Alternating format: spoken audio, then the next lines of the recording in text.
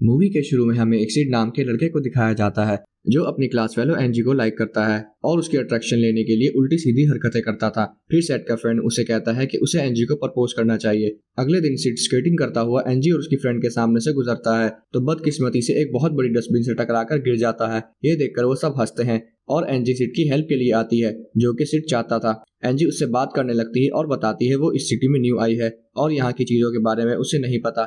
ये जानकर सिड कहता है मैं तुम्हें सिटी विजिट करवाता हूँ। उनसे कुछ दूर नोटी बॉयज का ग्रुप खड़ा था जो उन्हें देख रहा था। उनका लीडर भी एंजी को लाइक करने लगा था। वो सब दूर से इन्हें देखते रहते हैं। फिर एंजी सिड से मोबाइल नंबर मांगती है लेकिन उसके पास तो मोबाइल था ही नहीं। तभी सिड का दोस्त आ जाता है जो एंजी से कहता है कि सिड का मोबाइल कहीं गिर गया है और वो कुछ दिन तक न्यू मोबाइल ले लेगा। फिर सिड घर चला जाता है और घर जाकर अपनी मदर से कुछ पैसे मांगता है तो वो कहती है कि मेरे पास अभी ज्यादा पैसे नहीं है। वो उसे कुछ पैसे दे देती हैं लेकिन ये मोबाइल लेने के लिए काफी नहीं थे। फिर सिड रेस्टोरेंट में जाकर काम करने लगता है तो उसका बॉस उसे काम करता देखकर खुश होता है। काम से फ्री होकर जब वो अपने बॉस से पैसे मांगता है तो उसका बॉस उससे खुश होकर उसे 100 यूरो दे देता है लेकिन वो नोट नकली होता है। उसका बॉस उससे मजाक कर रहा था लेकिन सिड ने मोबाइल लेना था। वो सीधा एक मोबाइल शॉप पर जाता है और शॉपकीपर से मोबाइल देने को बोलता है तो वो सिड को एक मोबाइल दिखाता है लेकिन सिड को कोई भी मोबाइल पसंद नहीं आता तो सिड उसे न्यू मोबाइल दिखाने को बोलता है जिस पर शॉपकीपर कहता है कि मेरे पास एक ऐसा मोबाइल फोन है जिसे तुमने आज तक नहीं देखा होगा। फिर वो एक बॉक्स ओपन करता है जिसमें से बहुत सारी स्मोक निकलती है और एक रेड कलर का मोबाइल निकलता है जो बहुत अजीब सा दिखाई दे रहा था जिसे सिड भी हैरत से देखता रहता है और उसे पैसे दे देता है लेकिन वो मोबाइल चल नहीं रहा होता। ये देखकर सिड शॉपकीपर से कहता है कि ये मोबाइल तो नहीं चल रहा, मेरे पैसे वापस करो। जिस पर शॉपकीपर कहता है कि मोबाइल नहीं चल रहा तो अब ये तुम्हारा नसीब है। वो मोबाइल चलाने लगता है और सिड की पिक्चर भी बना लेता है। ये देखकर सिड खुश हो जाता है और शॉपकीपर भी देख लेता है और कहता है कि मोबाइल मुझे वापस करो लेकिन सिड जल्दी से शॉप से निकल जाता है क्योंकि उसे कम पैसों में अच्छा मोबाइल मिल गया था। फिर हम एंजी को उसकी फ्रेंड के साथ देखते हैं। एंजी की एक फ्रेंड जिसके बाल गोल्डन कलर के थे और वो बहुत घने भी थे। वो बार बार कह रही थी कि मुझे मेरे बालों की वजह से एडवर्टाइजमेंट की ऑफर मिली है। फिर सिड वहां आ जाता है और एंजी को अपना न्यू मोबाइल दिखाता है और कहता है कि मैंने मोबाइल ले लिया है, अब मुझे अपना नंबर दे दो। ये कहकर गोल्डन बालों वाली लड़की उसका मजाक उड़ाती है तो उसी टाइम मोबाइल में उस लड़की की वो पिक्चर बना लेता है और सिड वहां से चला जाता है। फिर हम एक लैब में स्टूडेंट को एक्सपेरिमेंट करता हुआ देखते हैं तो सिड के फ्रेंड की उन बुरे लड़कों से लड़ाई हो जाती है। ये देखकर टीचर उन्हें पनिश करती है। उसी टाइम हम सिड के मोबाइल को देखते हैं जो खुद से लैब में बैठी एक लड़की को कॉल कर देता है और एंजी के फ्रेंड जिसके बाल गोल्डन थे उस बालों को आग लगा देने का बोलता है और वो लड़की गोल्डन बालों वाली लड़की के बालों को आग लगा देती है लेकिन उस लड़की को पता ही नहीं चलता कि उसके बालों में आग लग गई है। फिर सब उसे देखकर फौरन उस आग को बुझाते हैं। फिर हम प्रिंसिपल को देखते हैं जो उस लड़की को अपने ऑफिस में बुला लेता है जिसने गोल्डन बालों वाली लड़की के बालों को आग लगाई थी। प्रिंसिपल पूछता है कि तुमने ऐसा क्यों किया है, जिस पर वो कहती है मुझे नहीं पता, बस मुझे एक कॉल आई थी और उसके बाद मैंने ये कर दिया, मुझे याद नहीं है कि मैंने ये क्यों किया। ये सुनकर प्रिंसिपल को बहुत अजीब लगता है। अब सिड अपने घर बैठा एंजी को प्रपोज करने की प्रैक्टिस कर रहा था। वो खुद से बातें कर रहा था तभी उसका फोन एंजी का नंबर डायल कर देता है और एंजी उसकी बात सुन लेती है और सिड से बात करती है। एंजी की आवाज सुनकर सिड घबरा जाता है और जल्दी से मोबाइल ऑफ कर देता है। अगले दिन सिड क्लास लेने लगता है तो अपने फ्रेंड को बताता है कि उसका मोबाइल खुद ही नंबर डायल कर देता है। ये सुनकर उसका फ्रेंड भी हैरान होता है। तभी उनका क्लास टीचर सिड को बातें करता देख लेता है और चाक उसके सर पर मारता है और कहता है कि बताओ मैंने अभी क्या पढ़ाया है, इस क्वेश्चन का आंसर क्या है। लेकिन सिड को पता ही नहीं था क्योंकि वो तो अपने फ्रेंड के साथ बातों में लगा हुआ था। तभी उसका फ्रेंड देखता है कि उसके मोबाइल पर क्वेश्चन का आंसर आ गया है। ये देखकर वो सिड को बताता है तो सिड भी हैरान हो जाता है लेकिन उसका मोबाइल टीचर ने देख लिया था। वो सिड का मोबाइल लेकर गुस्से में विंडो से बाहर फेंक देते हैं। क्लास के बाद जब ये दोनों बाहर जाते हैं और मोबाइल ढूंढते हैं तो मोबाइल बिल्कुल ठीक होता है।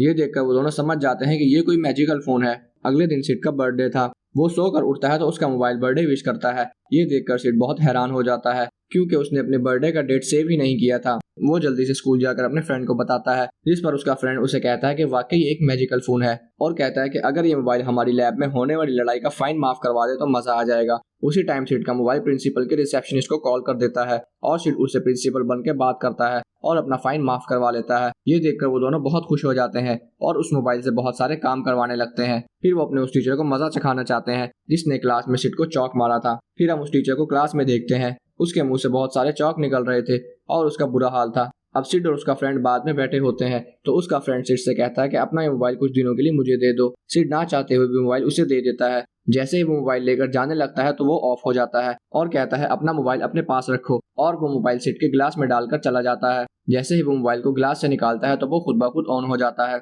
सिड समझ रहा था कि पानी की वजह से मोबाइल खराब हो गया होगा लेकिन वो तो बिल्कुल ठीक था। अगले दिन एंजी स्कूल में खड़ी थी तो एक लड़का उसका मोबाइल छीनकर भाग जाता है। ये देखकर सिड उसके पीछे जाता है। दूसरी तरफ वो बुरे लड़कों का लीडर जो एंजी को लाइक करता था वो भी उसे पकड़ने के लिए जाता है, लेकिन रास्ते में उस लीडर को एक कॉल आती है जिसे वो सुनता है तो अचानक उनकी कार का एक्सीडेंट हो जाता है। दूसरी तरफ सिड उस लड़के को पकड़कर एंजी का मोबाइल ले लेता है और जाकर एंजी को दे देता है। मोबाइल देखकर एंजी खुश हो जाती है। फिर सिड एंजी से डिनर साथ करने को कहता है, लेकिन एंजी कहती है कि मुझे हिस्ट्री की टेस्ट प्रिपरेशन करनी है और एंजी ये कहकर घर चली जाती है। सिड के माइंड में आइडिया आता है और वो हिस्ट्री के टीचर को कॉल करता है और उनसे टेस्ट में आने वाले सब क्वेश्चंस पूछ लेता है। टीचर भी सोच में थे कि उसे किसने कॉल करी है। अगले दिन उन बुरे लड़के वो ग्रुप सिड और उसके फ्रेंड को पकड़ लेता है और एक रूम में ले जाकर उन्हें मारने लगते हैं। तभी उनके लीडर को एक कॉल आती है। सिड समझ जाता है कि ये किसकी कॉल होगी। वो जल्दी से मोबाइल फेंक देता है। इससे पहले वो लड़का उसकी हरकत पर कुछ कहता वहाँ एक लड़की आ जाती है और सबसे कहती है कि आज सिड हमें टेस्ट करवाएगा और जल्दी करो टीचर क्लास में आ गए हैं। ये सुनकर सब खुश हो जाते हैं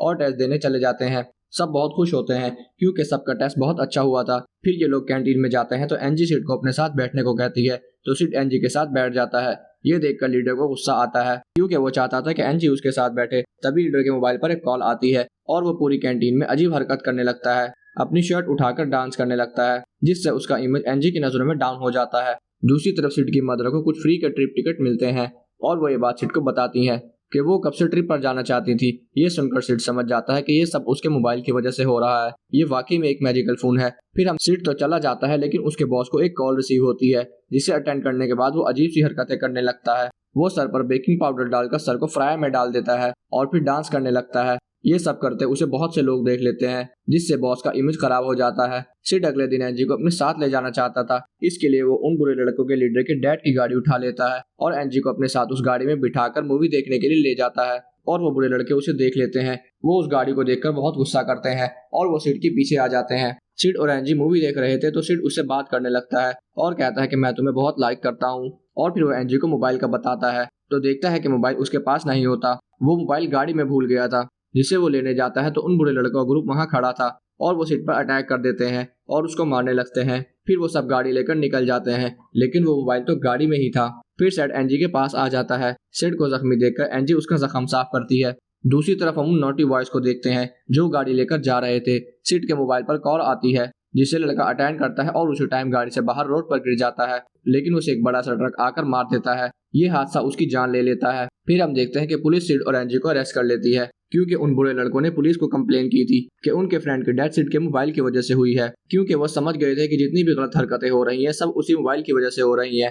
फिर हम पुलिस ऑफिसर को सिड से बात करता हुआ देखते हैं जो सिड से पूछ रहा था कि तभी पुलिस ऑफिसर को एक कॉल आती है जिसे सुनकर वो सिड और एंजी को छोड़ देता है और उनका केस भी खत्म कर देता है। सिड जब घर आता है तो वो अपने मोबाइल से बात करता है और कहता है कि तुम ये सब क्यों कर रहे हो, इससे बहुत सारे लोगों का नुकसान हो रहा है। सिड को अपने बॉस की हरकत का पता चल चुका था इसलिए सिड गुस्से में होता है, जिस पर मोबाइल उससे बात करता है और उसे कहता है कि तुम मेरे ओनर हो और मैं अपने ओनर को परेशान नहीं देख सकता। ये सुनकर सिड उसे तोड़ने लगता है लेकिन मोबाइल टूटता ही नहीं और वो मोबाइल को बाहर फेंक देता है। दूसरी तरफ एंजी और उसकी फ्रेंड सिड के बारे में बात कर रहे थे।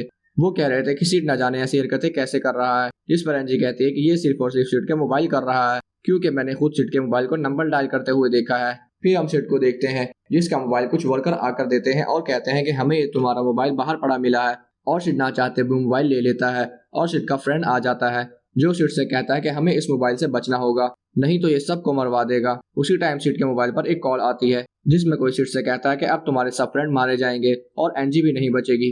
ये सुनकर सिड बहुत परेशान हो जाता है। दूसरी तरफ एंजी के फ्रेंड और वो बुरे लड़के एंजी के घर बैठे बात कर रहे थे। तभी रूम में रखे मोबाइल फोन पर कॉल आती है। लड़की उठा लेती है। ये एंजी की मदर होती हैं जो किचन में गर्म खाने को फ्रिज में रखने का बोल रही थी। उसी टाइम दूसरी लड़की के मोबाइल पर कॉल आती है जिसे सुनकर वो किचन में रखे चाकू उठाकर अपने पेट में मार लेती है जिससे उसकी डेथ हो जाती है। फिर वो बुरे लड़के किचन में रखा गर्म खाना उठाकर एक लड़की पर फेंक देते हैं जिससे वो जख्मी हो जाती है। फिर एंजी का डॉग एक लड़के पर अटैक कर देता है और उसे मार देता है। तभी वहां सिड और उसका फ्रेंड आ जाते हैं और कहते हैं कि एंजी की मदर एंजी के साथ लड़ रही थी, ये सब उसी फोन की वजह से हुआ था। फिर वो एंजी की मदर को मार मार कर बेहोश कर देते हैं। तभी वहां नोटी बॉय आ जाता है। वो सिड और उसके फ्रेंड पर अटैक करने लगता है। वो एक ड्रिल मशीन उठा लेता है। सिड उसको बचाने के लिए उस पर अटैक करता है जिससे वो लड़का अपनी ही ड्रिल मशीन से मर जाता है। फिर ये सब मोबाइल को एक मशीन में डालकर तोड़ देते हैं, लेकिन वो देखते हैं कि ये मोबाइल तो खुद से ही ठीक हो जाता है और अब पहले से भी ज्यादा खतरनाक लग रहा था। वो मोबाइल को उठाकर स्कूल में आ जाते हैं तो देखते हैं कि उस मोबाइल ने सब स्टूडेंट्स के मोबाइल अपने कंट्रोल में कर लिए हैं। फिर वो सबको कॉल अटेंड करने से मना कर देता है। फिर प्रिंसिपल भी वहाँ पर आ जाता है और अपना मोबाइल फोन एक टीचर के कान के साथ लगा देता है और वो टीचर लैब में रखा केमिकल पी लेती है और उसकी डेथ हो जाती है। ये देखकर सब स्टूडेंट बहुत ज्यादा डर जाते हैं और स्कूल से भाग जाते हैं। फिर सिड लैब में रखे नाइट्रोजन गैस में जाकर मोबाइल को डाल देता है, लेकिन प्रिंसिपल उस मोबाइल को निकाल लेता है क्योंकि वो अभी तक मोबाइल के अटैक पर था। फिर एक सिड का फ्रेंड उस मोबाइल को उठा लेता है और दोबारा उसे जार में डालने लगता है कि अचानक लड़का आकर अपना मोबाइल उसके कान के साथ लगा देता है, जिसे वो सुनता है, लेकिन वो फिर भी मोबाइल को गिलास में जाकर डालकर बंद कर देता है। सिड के फ्रेंड ने अपने कान में ब्रेकर लगाकर उसे बंद कर दिया था और वो मोबाइल वहीं जार में बंद होकर फ्रीज हो जाता है और उन सबकी जान बच जाती है और सिड वो जार उठाकर समंदर में फेंक देता है। सिड एंजी को प्रपोज करता है और एंजी उसका प्रपोजल एक्सेप्ट कर लेती है और यहीं पर इस मूवी का एंड हो जाता है। Thanks for watching.